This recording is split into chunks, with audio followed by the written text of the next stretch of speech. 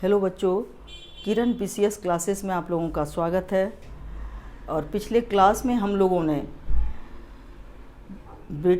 संवैधानिक विकास के कुछ एक्ट को देखे थे और आज 1858 का अधिनियम और 1861 का अधिनियम और 1892 के अधिनियम पर हम लोग चर्चा करेंगे आज के सेशन में। तो स्टार्ट करते हैं। देखिए, जैसे है 1858 का अधिनियम। 1858 का अधिनियम जो है, तो इसका मेन उद्देश्य क्या था? तो सबसे पहले हम लोग इसको जानते हैं कि 1858 के अधिनियम का मुख्य उद्देश्य क्या था। तो सबसे पहला जो था वह 1857 जैसी घटनाओं की पुनरावृत्ति को रोकना, कि ऐसा सिस्टम वह करना चाह रहा था जिससे कि 1857 जैसी घटनाओं का पुनः विद्रोह ना हो, और हिंदू मुस्लिम एकता को भी यह तोड़ना चाहता था। उसके बाद जो है कि सबसे मेन जो इसका फैक्टर रहा वह रहा ईस्ट इंडिया कंपनी का शासन समाप्त करना।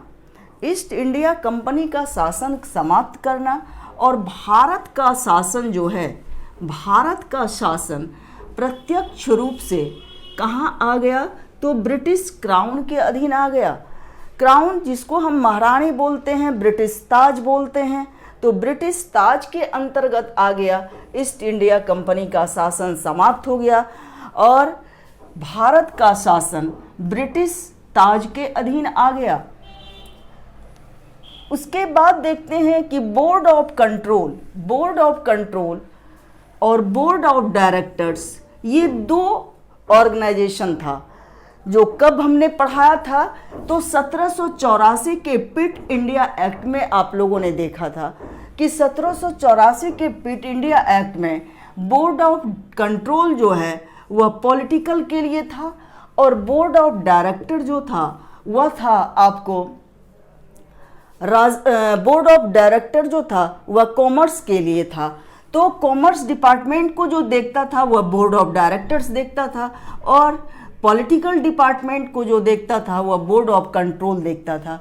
इस प्रकार किस शासन का स्टार्ट हुआ? तो द्वैध शासन का स्टार्ट हुआ। तो द्वैध शासन का खात्मा हो गया किस एक्ट में? तो सबसे इम्पॉर्टेंट जो है, इसको आप लोग नोट डाउन कर सकते हैं, सबसे इम्पॉर्टेंट जो है बोर्ड ऑफ कंट्रोल और बोर्ड ऑफ डायरेक्टर्स के शासन को समाप्त किया गया। तो किस एक्ट में किया गया? तो 1858 के एक्ट में किया गया।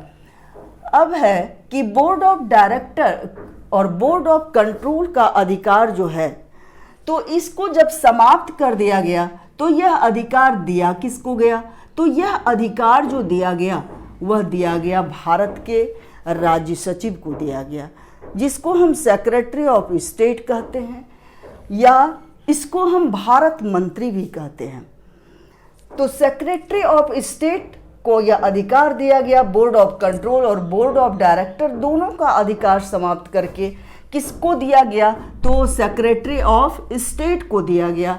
और यहाँ पर ये आप लोगों का इम्पोर्टेंट है कि भारत का पहला सेक्रेटरी ऑफ स्टेट कौन था? तो वह था चार्ल्स वुड था। पहला फर्स्ट सेक्रेटरी ऑफ स्टेट, तो पहला भारत मंत्री जो था वह चार्ल्स वुड था।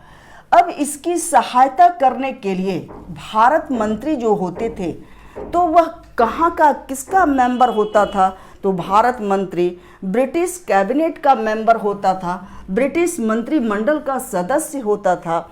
और इसके कार्यों में सहायता देने के लिए क्या बनाया गया? तो उसमें एक भारत परिषद बनाया गया, जिसको हम इंडिया काउंसिल कहते हैं। क्या बनाया गया? तो भारत परिषद बनाया गया। और यह कितने मेंबर वाला परिषद था? तो 15 सदस्यों वाला परिषद था। इसमें 8 मेंबर जो अपॉइंट होते थे वह ब्रिटिश पार्लियामेंट के द्वारा होते थे और 7 मेंबर जो अपॉइंट करते थे वह कंपनी के डायरेक्टर द्वारा नियुक्त होते थे।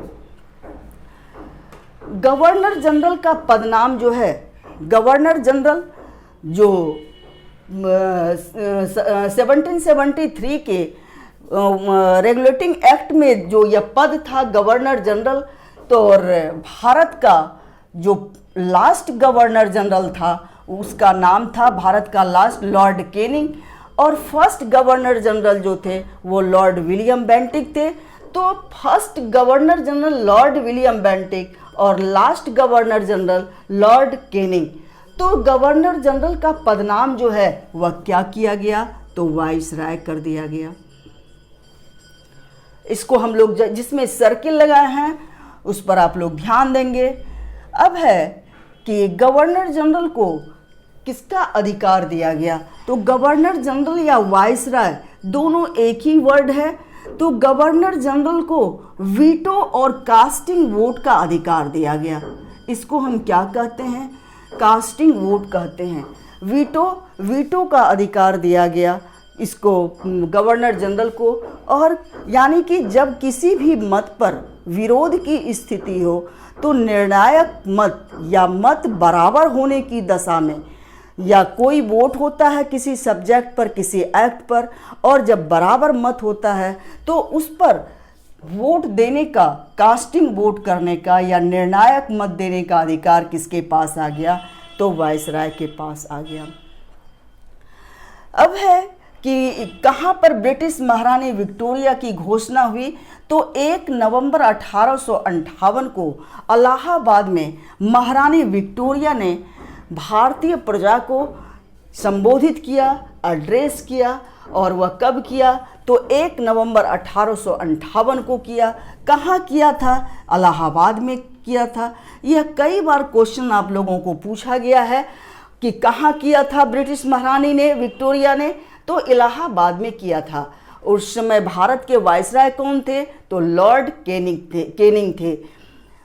तो इलाहाबाद में क्या एड्रेस किया, तो उन्होंने एड्रेस किया भारतीय प्रजा को ब्रिटिश प्रजा के समान माना जाएगा, नंबर 1। उसके बाद लोक सेवकों, जिसको हम कहते हैं PCS कहते हैं या सिविल सर्विसेज कहते हैं, तो लोक सेवकों का जो अपॉइंट होता था वह प्रतियोगिता परीक्षा के द्वारा किया जाने लगा। किसके द्वारा किया जाने लगा, तो प्रतियोगिता परीक्षा, सीधी भर्ती प्रणाली जिसको कहते हैं, लोक सेवकों की नियुक्ति में।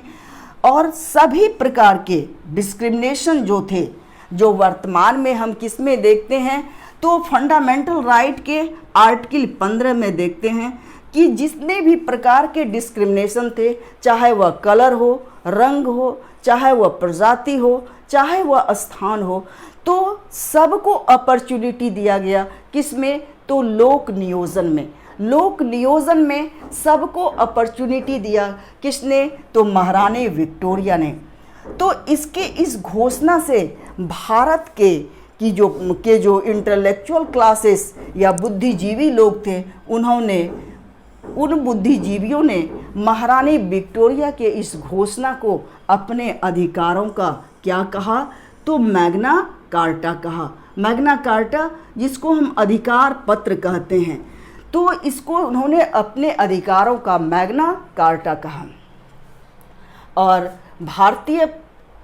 जो भी भारतीय थे, तो ये महारानी विक्टोरिया की इस घोषणा का काफ़ी स्वागत किया। और तो इस प्रकार हम लोग देखते हैं कि 1858 का अधिनियम जो है, इसमें मुख्य रूप से क्या क्या देखा गया, जो आप लोगों को याद रखना है। तो ईस्ट इंडिया कंपनी का शासन समाप्त और आया ब्रिटिश क्राउन के अधीन। Board of control, board of director को समाप्त किया गया और उसका अधिकार जो है सेक्रेटरी ऑफ स्टेट को दिया गया।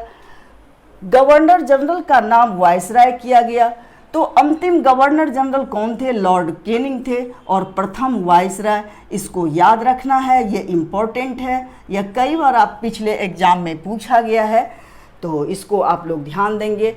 और वाइसराय को ब्रिटिश महारानी का, विक्टोरिया का क्या बनाया गया, तो प्रत्यक्ष प्रतिनिधि बनाया गया भारत के शासन में।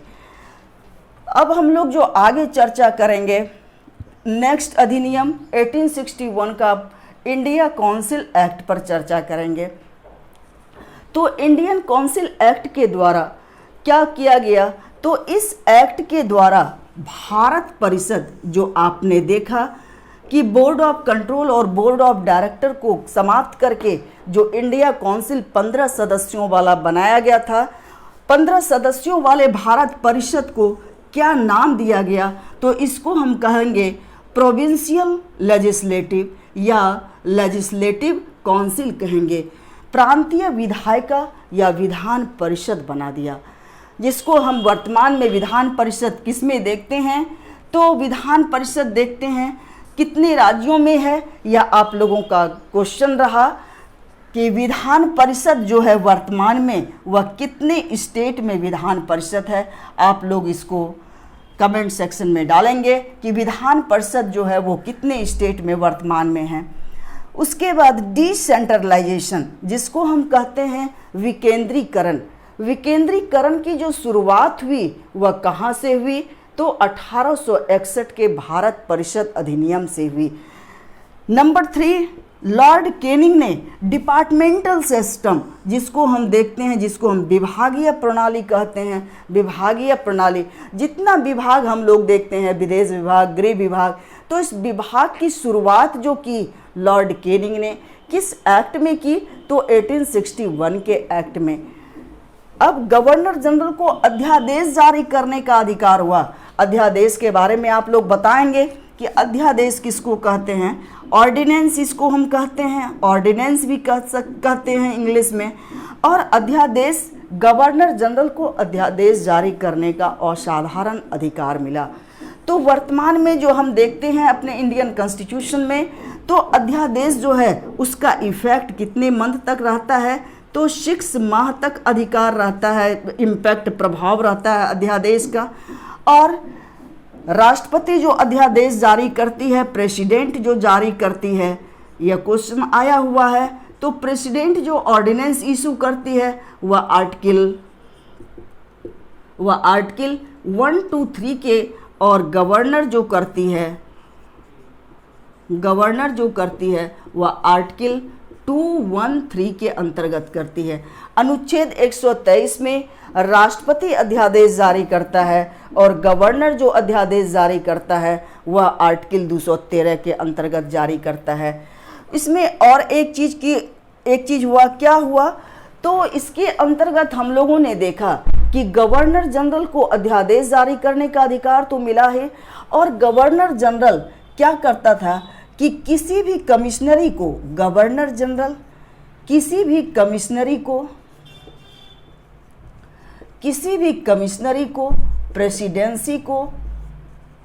प्रेसिडेंसी को विभाजित करता था, विभाजित कर उसकी सीमा